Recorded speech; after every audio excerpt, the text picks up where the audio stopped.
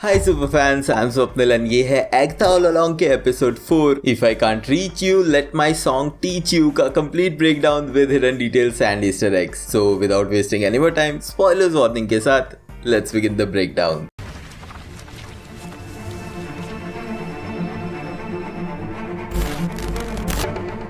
तो एपिसोड की शुरुआत होती है शैरन की डेड बॉडी के ऊपर कंफर्मिंग कि वो मर चुकी है। टीन कहता है कि शायद शैरन इस वजह से मरी क्योंकि उन लोगों ने उसका ध्यान नहीं रखा एंड यहीं पे वो डिस्कस करते हैं कि उसकी डेथ का कारण क्या हो सकता है। कोई मेंशन करता है कि उसने 2 ग्लास वाइन पी थी लेकिन उसे एंटीडोट सिर्फ 1 ग्लास के हिसाब से दिया गया, शायद इस वजह से वो मारी गई। बट मेरे एपिसोड 3 ब्रेकडाउन के वीडियो पे ये कमेंट आया था जिसके हिसाब से एंटीडोट बनाते वक्त सबके बाल उसमें ऐड किए गए थे बट शैरन का बाल ऐड नहीं किया गया था एंड शायद यही रीजन है कि वो एंटीडोट उसके ऊपर काम नहीं किया। यहीं पे एलिस बाकी विचेस को बताती है कि उसकी मदर रोड पे जरूर मरी लेकिन वो रोड द विचेस रोड नहीं थी, यानी जो अब तक रोड की बात हो रही थी वो रियल रोड की बात हो रही थी क्योंकि उसकी मदर एक रॉक स्टार थी, यानी कि बैंड का पार्ट थी तो वो ट्रैवल करती थी, तो उस रोड की बात हो रही है। एंड कंफर्मिंग कि उसकी डेथ एक होटल में हुई थी। ऑल्दो विचेस रोड पे वो इस वजह से आई है क्योंकि उसकी मदर ने उसे बताया था कि उसके फैमिली कर्स से ये विचेस रोड ही है जो उसे बचा सकती है,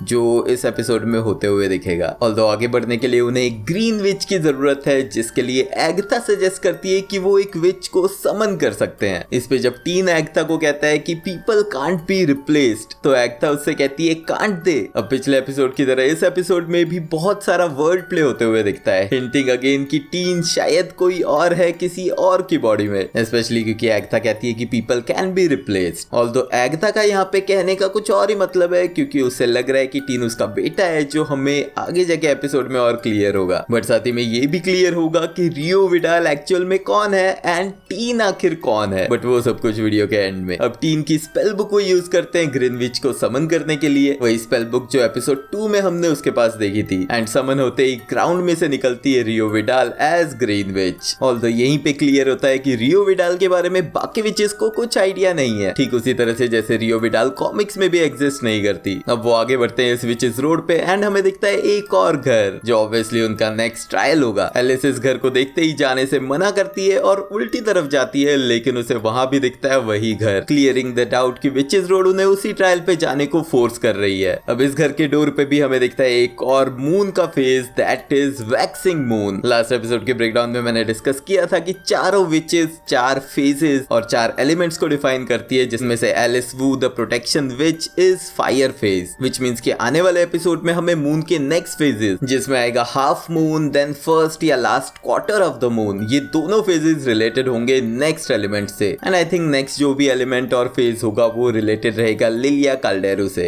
जो कि एयर फेज होगा। बट इस बार जब वो इस घर में घुसते हैं तो वो ट्रांसफॉर्म हो जाते हैं 70s के रॉक स्टार्स के कपड़ों में। अब यहाँ पे वॉल पे हमें दिखती है बहुत सारी इमेजरी जिसमें कुछ डाइंग विचेस की फोटोज, कुछ डेविल्स की फोटोज, एक डीमन मास्क एंड एक रिकॉर्डिंग स्टूडियो दिखता है। यहीं पे हमें दिखती है एलिस की मदर लॉर्ना वू की पिक्चर भी। एंड अगर अभी तक हमें ये क्लियर नहीं हुआ था कि ये एलिस का ट्रायल है तो इसका कंफर्मेशन देने के लिए लिलिया को एक विजन आता है जिसमें वो कहती है एलिस डोंट। एगथा और रियो उस रिकॉर्डिंग स्टूडियो में जाते हैं अकेले में बात करने के लिए, जहां रियो एगथा को कहती है कि वो यहाँ नहीं आना चाहती थी लेकिन magic as it does took the least resistant path. Again एक वर्ड प्ले लेकिन बहुत इंपॉर्टेंट हिंट इस एपिसोड में टीन के कैरेक्टर को लेके, जिसे अगेन एंड में डिस्कस करता हूँ। बट एपिसोड 2 की वजह से हम ऑलरेडी जानते हैं कि रियो का नाम उस लिस्ट में था जो एगथा की कोवन का पार्ट होनी चाहिए थी, लेकिन एगथा उसे लेके नहीं आई उसके पर्सनल रीजन की वजह से, जो रीजन भी हमें पता चलेगा। तो शैरन की डेथ के बाद रियो ही वो क्लोजेस्ट ग्रीन विच थी जो यहाँ आ सकती थी। बट एगथा इसी बातों का फायदा उठा के स्पीकर ऑन कर देती है ताकि रियो की बातें बाकी विचेस सुन पाए एंड वो एगथा पे ज्यादा ट्रस्ट करे। इनके कन्वर्सेशन से हमें पता चलता है कि लास्ट टाइम एगथा के साथ विचेस रोड पे रियो भी गई थी एंड आगे चल के एगथा ये भी कंफर्म करेगी कि उसके साथ सिर्फ एक विच विचेस रोड से वापस आई थी, क्लियरिंग कि वो रियो ही होगी। लेकिन बाकी सारी विचेस मारी गई थी जिनकी बॉडीज रियो को चाहिए थी एंड यहाँ भी वो ऐसा ही कुछ करना चाहती है जिससे सभी विचेस डर जाती हैं। लेकिन सडनली टीन रिकॉर्ड को छेड़ता है जिस पे लिखा हुआ होता है प्ले मी, बट ये सॉन्ग बैकवर्ड बजता है एंड इसका साउंड काफी डिमोनिक होता है। एगथा फटाफट उस रिकॉर्ड प्लेयर को तोड़ देती है लेकिन उनका ट्रायल ट्रायल शुरू हो जाता है बिकॉज उन पे एक और कर्स चढ़ चुका है। जब वो लोग इस रिकॉर्ड को चेक करते हैं जोड़ के, तो उस पे लिखा होता है the ballad of the witches road by Lorna Wu and the coral shore. अब सडनली पहले Lilia then Jen burn feel करती है एंड उन्हें बचाती है एलिस एक प्रोटेक्शन स्पेल यूज करके। बट जब वो उन दोनों के कंधों पे बर्न मार्क्स देखते हैं, ठीक जैसे मार्क्स एलिस के कंधे पे भी है, तब उन्हें रियलाइज होता है कि ये एलिस का फैमिली कर्स है। ऐसे ही मार्क उसकी मदर के शोल्डर्स पे भी थे। एलिस कहती है कि उसे लगा था उसकी मदर का बर्थ मार्क है जो उसके ऊपर भी है, जो कि काफी वियर्ड होना चाहिए था। बट यहीं पे वो रियलाइज करते हैं कि एलिस की मदर का सॉन्ग जो the ballad of the witches song था वो मॉडिफाइड है एंड यही वो प्रोटेक्शन स्पेल है जो यूज करके इस कर्स को ब्रेक किया जा सकता है। बट तभी सडनली टीन पे अटैक होता है एंड वो ग्लास तोड़ के गिरता है जिससे वो इंजर्ड हो चुका होता है, लेकिन ये बात उन्हें थोड़ी देर बाद पता चलेगी। अब सभी विचेस बैंड का पार्ट बन जाती है एंड वो गाते हैं एलिस की मदर का प्रोटेक्शन स्पेल, जिसके एंड तक पहुंचते हुए एलिस को उस कर्स का मैनिफेस्टेशन होता है, यानी कि एक डीमन लाइक फिगर दिखता है जिसके लेदरी विंग्स हैं। एंड क्योंकि ये डीमन आके उसके शोल्डर्स पे बैठता है तो ये क्लियर होता है कि उन सबके शोल्डर्स पे ही मार्क्स क्यों आए। अब प्रोटेक्शन स्पेल गाने की वजह से ये डीमन जल के राख हो जाता है एंड रिकॉर्डिंग स्टूडियो टोटली शांत हो जाता है। तो ये कर्स ब्रेक कैसे हुआ? आई थिंक इसका रीजन है एलिस का अपनी मदर से हेट ना करना, क्योंकि वो आगे चल के बताती है कि वो पहले अपनी मदर को हेट करती थी बिकॉज वो कंटिन्यूस रोड पे ही थी एंड उसकी तरफ ध्यान नहीं दे पाई थी। बट जब अब एलिस को क्लियर होता है कि उसका रीजन क्या था, बिकॉज वो उसे प्रोटेक्ट करना चाहती थी इसीलिए वो ये कर रही थी एंड इसी वजह से एलिस भी वो प्रोटेक्शन स्पेल गाती है, मीनिंग कि अब उसकी फ्यूचर जनरेशंस को वो प्रोटेक्शन स्पेल पता होगा, जिसका मतलब है कि अब उस पे इस कर्स का कुछ फायदा ही नहीं है। आई थिंक इस वजह से ये कर्स ब्रेक होता है एंड यस कर्स ब्रेक होते ही पियानो ओपन होता है जहां उन्हें दिखता है यहाँ से निकलने का रास्ता। यहाँ से निकलते ही जब सभी नोटिस करते हैं कि टीन ब्लीड कर रहा है और बेहोश हो चुका है, तो वो हेल्प मांगते हैं जेनिफर से कि वो अपना स्पेल कास्ट करके उसकी जान बचाए। यहीं पे रियो ऑब्जर्व करती है एग्था का कंसर्न टीन को लेके एंड लिलिया एक रिमार्क करती है 3 of swords. Tarot cards reading में 3 of swords is a sorrowful experience जो कि फील किया जाता है किसी लॉस्ट रिलेशनशिप पे या फिर एक्सीडेंटल डेथ पे, कंफर्मिंग कि एग्था टीन को लेके काफी इमोशनल है। इसी मोमेंट पे वियर्डली एग्था रियो की तरफ देख के कहती है डोंट, एंड इसे आगे एक्सप्लेन नहीं किया गया बट इसका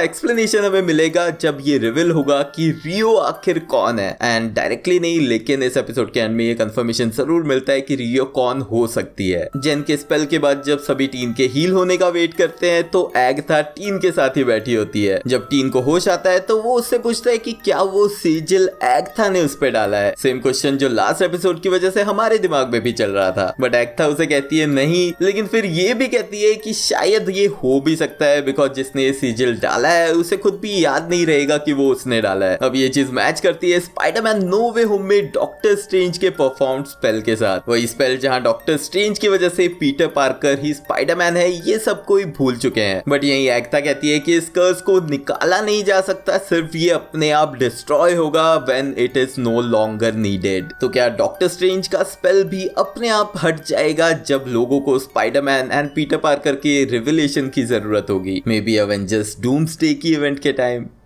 लेकिन तभी टीन उससे क्वेश्चन करता है कि उसके बेटे को क्या हुआ, बट ऑब्वियसली एग्था उसे आंसर नहीं करती। दूसरी तरफ सभी विचेस बैठ के अपनी पुरानी कहानियां डिस्कस कर रही होती है, जिसमें लिलिया दिखाती है अपने कंधे पे vampire bite and Jen reveal करती है कि वो 11th generation root worker and midwife थी एंड उसकी पावर्स बाउंड हो गई थी जब वो एक मेडिकल कॉन्फ्रेंस में गई थी अपना एक्सपर्टीज शेयर करने। ऑल्दो उसे ये नहीं पता कि जिस आदमी ने उसकी पावर्स बाउंड की वो उसने विदाउट मैजिक कैसे कर ली। यहीं पे एग्था भी आती है एंड वो उनसे पूछती है कि क्या उन्हें डॉटर्स ऑफ लिबर्टी के बारे में पता है जिन्होंने उसे हर्ट करने की कोशिश की थी, जिसपे सभी कहती है कि नहीं एंड एग्था कहती है एग्जैक्टली, हिंटिंग कि उसी ने उन्हें खत्म किया है। अब रियल वर्ल्ड में डॉटर्स ऑफ लिबर्टी एक फॉर्मर फीमेल एसोसिएशन थी जो 1765 में अमेरिकन रिवॉल्यूशन के टाइम क्रिएट हुई थी, लेकिन मार्वल कॉमिक्स में भी डॉटर ऑफ लिबर्टी एग्जिस्ट करते हैं जिस टीम की मेंबर एग्था भी थी। तो आई डोंट थिंक कि डॉटर ऑफ लिबर्टी एमसीयू में एग्जिस्ट करवाएंगे, बट ये जस्ट एक ईस्टर एग के रूप में नाम लिया गया गया था। अब सबकी कहानी के बीच रियो भी कहती है कि उसके पास भी एक कहानी है जिसमें उसने एक पर्सन को हर्ट किया था जिसका स्कार अभी भी एग्जिस्ट करता है, लेकिन यहाँ वो कहती है कि उसे कुछ ऐसा करना पड़ा था जो वो नहीं करना चाहती थी। बट ये सुनते ही एगता वहां से निकल जाती है, जिसके पीछे रियो भी जाती है। एंड जब लगता है कि वो लोग किस करेंगे तभी सडनली रियो कहती है दैट बॉय इजंट योर्स, जिस पे एगता का रिएक्शन उसके चेहरे से दिखता है एंड वो वहां से निकल जाती है, जिसके साथ ही एपिसोड 4 खत्म होता है। So let's talk about it कि इसका मतलब क्या है। अब हमें इतना क्लियर है कि एगता को तो यही लगता है कि टीन उसका बेटा निकोलस हो सकता है। जिस तरह की अटैचमेंट उसकी दिखाई गई है टीन के साथ, स्पेशली इस एपिसोड में वो उसके इंजर्ड होने पे रोते हुए दिखती है, जो कि एगता किसी के लिए भी नहीं करेगी। लेकिन रियो को ये कैसे पता है कि वो उसका बेटा नहीं है, उस पे भी आता हूँ। लेकिन पहले देखते वो एविडेंस जिनसे क्लियर होता है कि टीन एगता का बेटा निकोलस स्क्रैच नहीं है। पहली बात, एगता को वो विजन आना जहाँ पे वो डार्कहोल्ड को देखती है बच्चे के क्रैडल में, हिंटिंग की उस स्टोरी में कुछ सच्चाई है एंड शायद उसका बेटा या तो मर चुका है या फिर एक डीमन है या फिर एजेंट ऑफ मेफिस्टो है, जो हमने लास्ट एपिसोड में डिस्कस किया था। सेकेंडली, हमें पता है कि ये कैरेक्टर जिसके लिए एक्टर जो लॉक को कास्ट किया गया था वो एक गे टीनेजर है एंड इस चीज को टीज किया गया था एपिसोड 2 में जब उसे एक लड़के का फोन आता है। एंड जो ये हो सकता है दैट इज कॉमिक्स का बिली कैप्लन, वो भी एक गे कैरेक्टर था। थर्डली, लास्ट एपिसोड में टीन ने ये मेंशन किया था कि जब वो 13 का था तब उसके साथ बहुत सारी बुरी चीजें हुई थी, जो 3 साल पहले की इवेंट है and yes that is west views event. And fourth, सबसे इंपॉर्टेंट जो डायलॉग रियो और एगता के बीच होता है कन्वर्सेशन में, दैट इज जब रियो कहती है कि मैजिक सबसे इजी रास्ता चुनता है एंड क्योंकि रियो वहां पे मौजूद थी इसलिए उसे उठा लिया गया as the green witch. And मेरे हिसाब से यही सेम चीज टीन के साथ भी हुई है, जो चीज मैंने बिली कैप्लन को लेके पास्ट वीडियोस में डिस्कस की थी कि टीन सिर्फ एक बॉडी है एंड वांडा के बेटे बिली मैक्सिमॉफ की सोल उसमें आ चुकी है,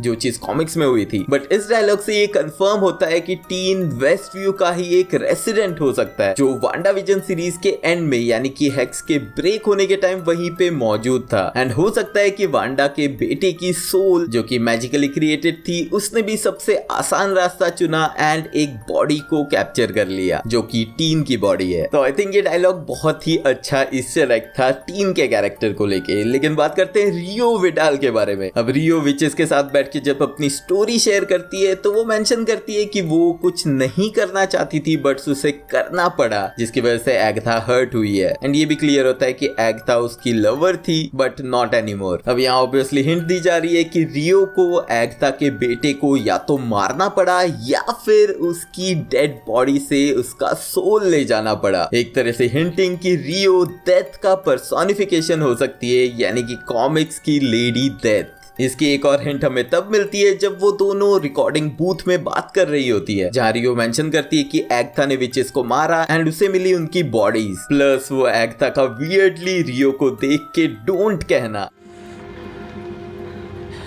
Don't. ये अगेन इसी तरफ इशारा करता है कि टीन को मरता हुआ देख के शायद रियो ये सोच रही थी कि वो उसका सोल ले सकती है, लेकिन एगथा ने उसे रोक दिया। ऑल्सो विचेस को फर्स्ट टाइम मिलने पे वो इस डिमोनिक वॉइस में कहती है आई एम द ग्रीन विच। तो ये सारी चीजें हिंट कर रही है कि रियो विडाल डेथ का पर्सोनिफिकेशन यानी कि लेडी डेथ हो सकती है। कॉमिक्स में डेथ एक कॉस्मिक बीइंग थी जो कोई भी फॉर्म ले सकती थी, बट मोस्टली वो एक क्लोक्ड स्केलेटन, एक वुमेन के रूप में दिखती थी। एंड यस, ये वही डेथ है जिसके प्यार में थैनोस पड़ा था द इन्फिनिटी गॉन्टलेट की स्टोरी लाइन में, जिसपे बेस रहे हैं एमसीयू के first 3 phases the infinity saga. But I am not 100% convinced कि रियो डेथ है। आई थिंक वो एक विच है जो शायद डेथ के लिए काम कर रही है या फिर किसी और के लिए वो ये सोल्स कलेक्ट कर रही है, क्योंकि इस डिस्कशन में उसकी बातों से ऐसा लगता है कि वो किसी के ऑर्डर पे ये कर रही थी, वो खुद ये करना नहीं चाहती थी। सो ये सारी चीजें अगेन हिंट करती है कि रियो काम करती दिख सकती है मेफिस्टो के ऑर्डर के अंडर, क्योंकि हम ऑलरेडी जानते हैं कि एजेंट ऑफ मेफिस्टो इस शो में एग्जिस्ट करता है एंड हो सकता है कि वो रियो ही हो जो उसके लिए ये सभी सोल्स कलेक्ट कर रही है। मेरी इन दोनों थ्योरीज के बारे बारे में आपके क्या थॉट्स है वो मुझे कमेंट्स में जरूर बताना। ऑल्सो अगर कुछ ईस्टर एग्स और हिडन डिटेल्स मैंने मिस कर दिए हैं जो आपने पकड़े हैं तो वो भी कमेंट में लिखना, उन्हें मैं एपिसोड 5 के ब्रेकडाउन में शाउट आउट दूंगा। जो मिस नहीं करना है तो चैनल को सब्सक्राइब जरूर कर लेना। ऑल्सो अगर वीडियो एंड तक देख रहे हो तो लाइक भी कर देना क्योंकि वो बिल्कुल फ्री है। मिलते हैं नेक्स्ट वीडियो में।